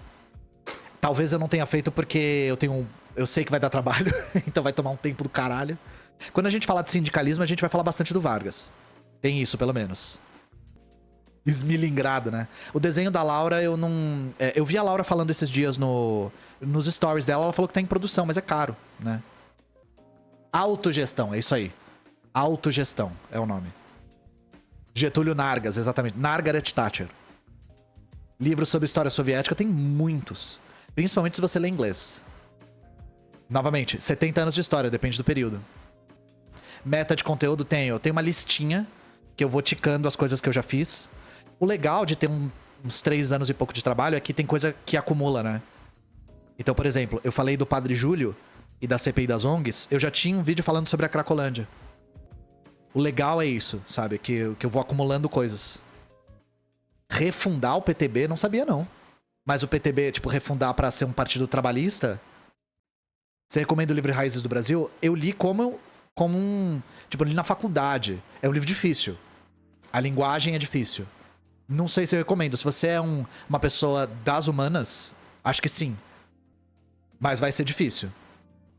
A linguagem do Sérgio Buarque é muito difícil. É meio ensaística, ele fala com pompa, né? É bonito, mas não é acessível.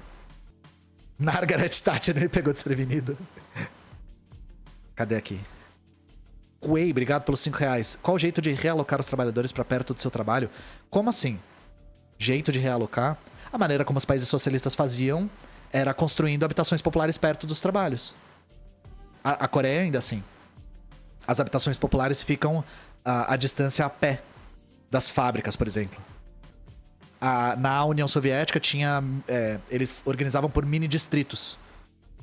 Então era um distrito... Você vê em cima, são todas iguais, assim. É um distrito que tem prédios. A urbanização da União Soviética era muito verticalizada. E dentro de... Eu não lembro quanto que era, mas acho que eram 5 quilômetros. Tinha que ter hospital, creche, farmácia, mercado, casa de idosos, né? De acolhimento de idosos e praça. Tanto que vocês já viram aqueles russos sentados... Os velho russo sentado em praça, na frente de um prédio tudo igual? É sempre a mesma praça com o mesmo prédio. Isso aí é da época da União Soviética. Por isso tem tanta praça lá. Porque fazia parte dessa urbanização de mini-distritos. Os Sovblocks, as Stalinkas e depois essas eram as Khrushchevkas. Essas que a gente lembra mais, né? Que são esses prédios meio feios. O Enes era trabalhista? Não. Não tem nada a ver com o trabalhismo. Reforma urbana. A gente fala de reforma agrária, reforma urbana também. Ah, pelas vias do brizolismo. Então é trabalhismo de esquerda, né? Fazer o PDT 2 como ele era quando foi fundado, né? Vou fazer o vídeo de Burkina Faso, fiquem tranquilos. Eu já escrevi muito pra não fazer. É que, gente, de Burkina Faso, eu não vou falar só sobre o Sankara. Eu peguei texto pra estudar Burkina Faso antes da colônia. Quando era Império Mossi ainda. Eu acho que se pronuncia assim, eu nem chequei. Não sei se é Mossi ou Mossi. Junoi Yamaguchi já jogou Tales of? Não conheço esse jogo. Obrigado pelos R$4. Tales of não conheço. Tales of Vesperia, Tales of Arise. Não conheço mesmo. Pedro Guglielmi. Obrigado pelos R$3. O coreano do norte pode sair do país, seja pra viajar ou se mudar? Sim. Sim. Tem que conseguir visto e tem que ter dinheiro. Eu posso me mudar pra Europa? Aqui do Brasil? Posso. Se eu tiver dinheiro. O empecilho é meio mesmo. Inclusive, tem vários coreanos trabalhando na China, por exemplo. Morando na China, trabalhando na China. Antes do fim da União Soviética, os coreanos iam muito pro Bloco do Leste. Bloco do Leste e União Soviética. Mas lembrando que a Coreia ainda tá em guerra, né? O que atrapalha muito é a guerra. Miojo cozido, você acha que a China tá interessada em incentivar revoluções comunistas? Obrigado pelos R$3. A China tem um plano de ter uma política internacionalista por volta de 2049. Então, assim, eu espero que eles me provem que estão certos. Adoraria se eles me provassem que estão certos. Até agora a gente não sabe. Mas se a China... 2050, se a China cumprir a meta que eles prometeram, adoraria que fosse verdade. Eu não gosto muito de prever o futuro. Não sei. E eu não tô nem sendo cínico aqui, eu não sei mesmo. Rafa Matsumi, queria perguntar sobre o Gareth Jones, porque as pessoas levam... Eu sei do que você tá falando. Obrigado pelos R$10. O Gareth Jones virou o cara que provou que o Holodomor é verdade, né? Uma pessoa que estudou bastante o Gareth Jones é o Thales, que tá aí no chat. Eu vi algumas coisas dele, e assim, os textos que eu li dele, ele não tá nem falando, pelo menos os primeiros, ele não tá nem falando da Ucrânia no começo. Ele tá falando de outras regiões que tiveram fome. O que já acaba um pouco com essa ideia de fome intencional, porque ele tá falando da gravidade da fome em outros lugares da União Soviética. Agora, eu nunca estudei muito quem é esse cara. Eu acho que, de todos os textos que defendem que o Holodomor é um genocídio calculado, não mencionarem esse cara até hoje, tem alguma coisa suspeita aí. Muito estranho isso. Se ele é o primeiro cara a fazer e que provou que tudo é verdade, não sei o quê.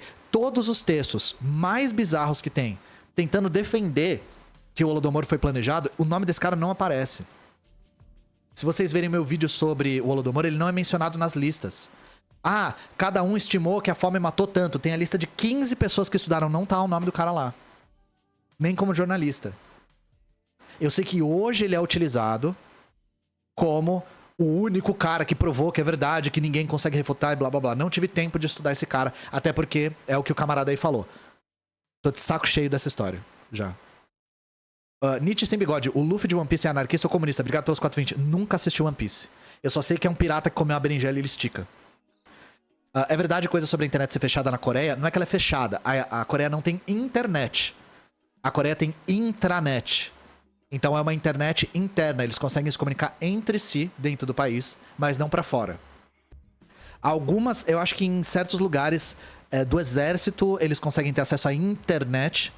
Talvez pela internet chinesa. Mas a maior parte da população tem acesso à intranet. O que foi o Tratado de Havara? Foi uma colaboração nazi-sionista? Colher comicamente gigante. Obrigado pelos R$5. Eu li pouco sobre isso, por isso que eu não coloquei no meu vídeo. Eu não sei se vocês separaram. Que, até onde eu sei, foi digamos assim, um tratado de... Ah, vocês querem matar os judeus aí? Então manda os judeus pra Israel, né? Porque seria... Israel não tinha nem sido formado. Manda pra Palestina, né? Pelo que eu entendi, o tratado é esse. Como eu não li muito sobre, eu não quis colocar. Porque eu não quero falar besteira. Mas é isso, nos livros que eu li, eles mencionam... Ah, teve uma colaboração entre os sionistas e o partido nazista de enviar os judeus pra Palestina. É isso, eu não tô mais... Eu concordo com você, eu não tô mais afim de Holodomor, Stalin, Trotsky, grandes expurgos. Não cansei. Vamos falar do Brasil, vamos falar de América Latina, vamos falar de história contemporânea. Isso aí é foda, é muito desgastado já. Kim, obrigado pelos R$6. Comenta sobre a fake P da Revista Oeste contra o Padre Júlio. Pois é, gente. Assim... É uma imensa coincidência que logo quando estão protocolando uma CPI contra o Padre Júlio, surge um vídeo, de repente, dele pelado, se masturbando, uma coisa assim. É uma imensa coincidência isso, né? Nossa, que coisa assim, que timing insuspeito esse. Assim, gente, é a fake news da fake news, pelo amor de Deus, né? E é foda porque eu postei vídeo sobre o Padre Júlio no meu YouTube, no TikTok e no Instagram. Em todos, a galera que é torcedora do Criciúma apareceu falando dessa merda desse vídeo. Gente, ninguém aqui é bobo, né? Todo mundo sabe que esse negócio é fake. Essa fake é de 2019, mas ela ressurgiu agora, né? Ou vocês tinham ouvido falar disso antes da CPI? Então assim, gente, novamente, não tem ninguém ingênuo aqui. Tem ninguém ingênuo aqui. Pra quem perguntou, esses quadros e o boné que eu tô usando são da loja da Soberana. Vocês derem exclamação loja. Tá torto esse quadro? Acho que não, né? Ele tá... Será que ele tá ligeiramente torto ou é o ângulo? Vocês vão ter que aturar ele assim. Mas é isso. Se vocês quiserem entender o que tá por trás dessa CPI, dá uma olhadinha no meu vídeo no YouTube. Acabou de sair. O perito validou, assim. Mute a perícia. Mute a perícia. Quer dizer que o vídeo do Padre Júlio jogando basquete pelado na lua é falso? Real fake, né? Meu baixo não tá aqui em casa. Eu não tenho muito espaço pra colocar ele aqui em casa. No Brasil, pós-revolução, a gente vai ter um novo hino? Na minha opinião, com certeza. Nosso hino é uma ode à nossa independência, que não foi uma independência, foi um acordo com as elites dominantes do Brasil e de Portugal. Péssimo. E a nossa bandeira tem as cores da família real. Portuguesa! Mas o hino pode continuar aparecendo uma música do Dragon Quest. Quem vai cantar o novo hino? Gente, Pablo Vittar. Vocês acham que vai ter outra opção? Essas perguntas. Cada pergunta que eu tenho que lidar, né? Pablo Vittar, grávida do Lula. E o filho é o Brasil, Não entendo muito sobre México. Eu só estudei México na faculdade da Revolução de 1910. Produção do Pablo Vittar com produção do Djonga, né? Eu fico impressionado como eu consigo ter 1.200 pessoas na live de eu falando besteira. Por que você não se muda pra tocar baixo? Eu preciso pôr o baixo aqui, eu só preciso furar a parede. Eu sou muito resistente, gente, de furar a parede desse apartamento, porque eu não sou a Dora Figueiredo. Esses quadros, eles estão colados com dupla face. Por isso que ele caiu, esse aqui do Engels caiu na minha última live do ano passado. Então eu sou assim, todas as vezes que eu tenho que furar a parede, eu penso no dia que eu vou ter que massar essa parede. E aí, pra ter espaço pra pôr meu baixo aqui em casa, eu teria que furar a parede porque não tem espaço no chão. Eu quero te dar dinheiro. O LivePix parou de funcionar. Não fui eu, gente. Se foi o LivePix, foi o servidor deles. Creme dental e lixo. Essa coisa do creme dental é verdade? Se você encher o buraco de creme dental e colocar em cima, o creme dental, depois de um tempo, ele não apodrece, vira uma massa radioativa, tóxica, escrota. Não é perecível? Tipo, pasta de dente não é perecível? Ela não fica podre? Fica duro? Depois de um tempo você tá longe. Eu gosto do jeito que você pensa. Vira uma pedra, eu nem sabia disso. Você pretende fazer Porque Odiamos com figuras históricas brasileiras? Eu tava conversando sobre isso com a Suede, inclusive. A gente tava pensando em quais. De quem que a gente tinha pensado? Fernando Henrique foi a primeira que apareceu. Fernando Henrique é uma que tava assim, né, na cara. Mas tinha mais gente. A gente pensou em fazer... Porque eu tô pegando figuras políticas, né? Mas a gente pensou, e se a gente fizer de algum burguês? Pegar alguém da alta burguesia e fazer. Que é aí pra eu correr risco de vida de uma vez por todas, né? Tipo isso, Lehmann, Pedro Bial, Luciano Huck. Edir Macedo, vocês querem que eu morra de verdade, né? Roberto Marinho, Silvio Santos é um bom. Silvio Santos é um muito bom. Esse é um dos que apareceu, Carlos Lacerda. Muito bem lembrado. Esse foi eu acho que a Suede que falou. O Carlos Lacerda é um muito bom. De figuras políticas a gente pode falar da figurinha carimbada Paulo Maluf. Assis Chateaubriand. Do Assis Chateaubriand tem história, viu? Mas a gente ficou pensando, o FHC é um dos que tá aí, né? Tá muito, tipo, pedindo. Do Lehman a gente falou na última live. O Lehman é dono da Equatorial, né? Vocês aí, portalegrenses, que ficaram sem energia elétrica. Ratearam os guri. É do Lehman, né? Margaret Thatcher. Ratearam os guri. Guarda o FHC pra depois que ele for de Olavo. A gente tem que falar da galera morta, né? Da ditadura é muita gente, vai dar maior trabalho. Porque aí tem que levantar a capivara de um por um. Cara de Goiás, o da soja? Qual cara de Goiás? A revolução no Brasil vai ser armada? Se sim, onde você acha que conseguiríamos nos armar? Essa é uma pergunta muito boa, cara. Eu tô louco pra responder essa pergunta. Tu fala pra você mesmo, hoje não. Hoje eu vou resistir. Aí tu segura, tu respira, tu tranca aqui, ó. Gura! Assim, eu não... eu não sei onde é que eu estaria se eu não tivesse gente pra me perguntar esse tipo de coisa. Tá liberado gostar de música do Burzum? Pergunta pro João, ele que entende de black metal. Tem altos black metal. Como diria o Satirzinho, né? Tem altos black metal. Caralho, o FHC tem 92 já. Essa galera que não trabalha não morre, né? O Lehman tem 900 anos já e não morre essa bosta. O do Dom Pedro II, cara. Se eu fizesse do Dom Pedro II ia aparecer cada deus vultinho. Eu falei dos zoológicos humanos na época do Dom Pedro e já apareceu os Enzo Gabriel falando Ave Império.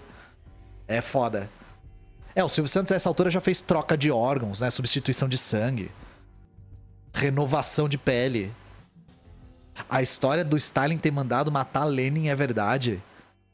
Não.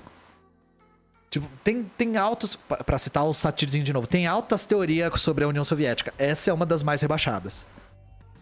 O Lenin tomou um tiro no pescoço num atentado e depois morreu de derrame.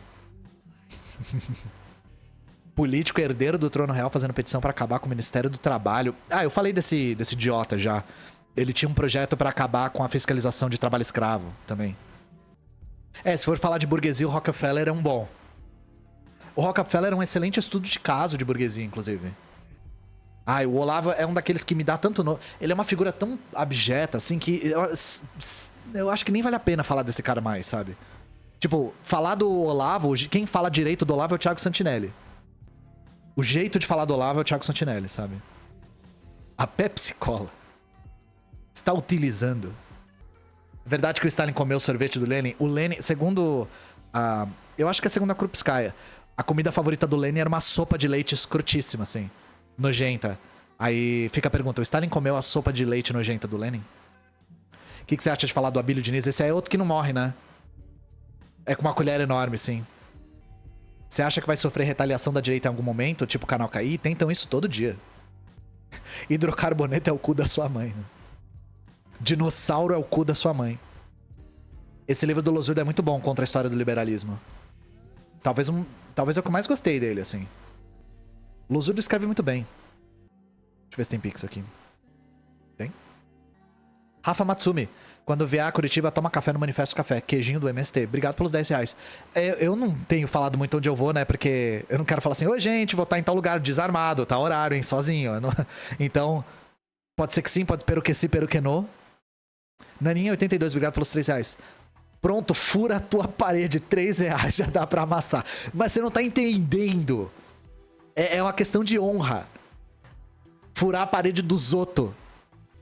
4 mil de aluguel, você não tá entendendo. Você não tá entendendo o simbolismo da questão. Arara Hacker, obrigado pelos 10 reais. Eu não vou nem ousar falar o que você falou. Eu vi que você falou shukran aqui, mas eu não vou...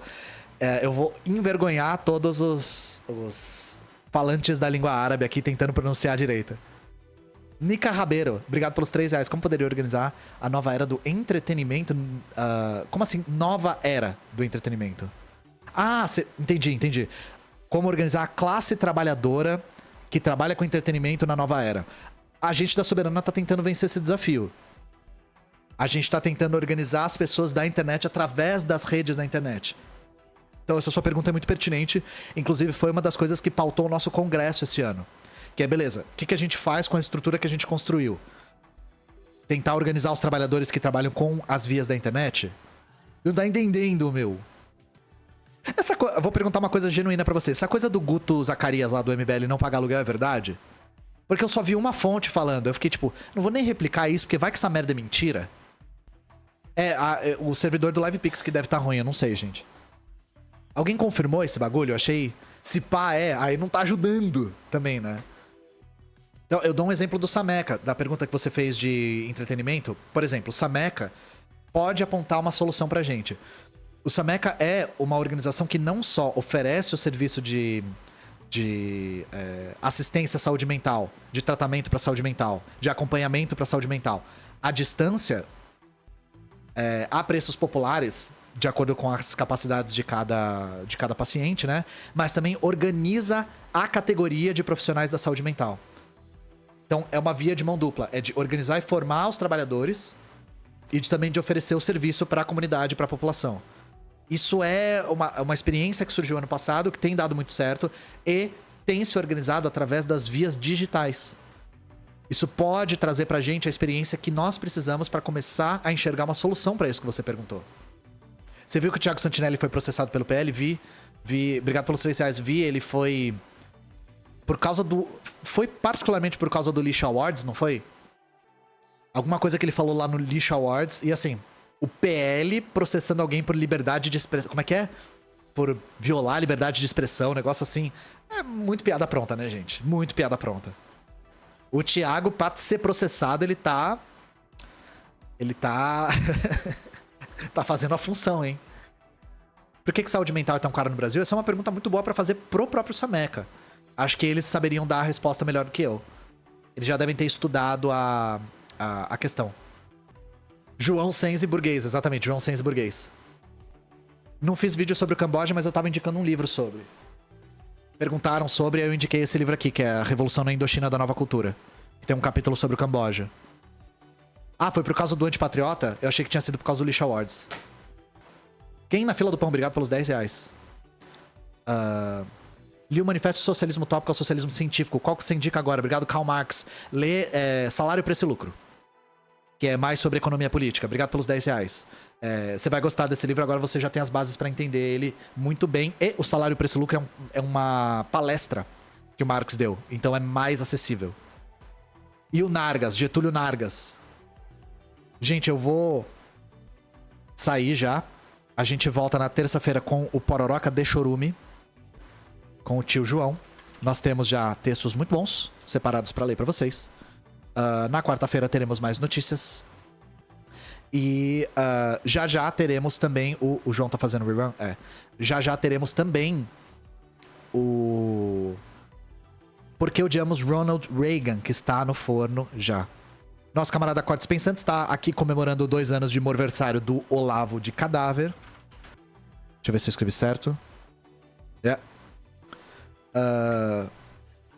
Fiquem bem. Não esqueçam de me seguir nas redes de celular, no Instagram e no TikTok, porque eu publico bastante coisa lá. E nos vemos na terça fuaíra aqui com a presença ilustre e bela do João Carvalho.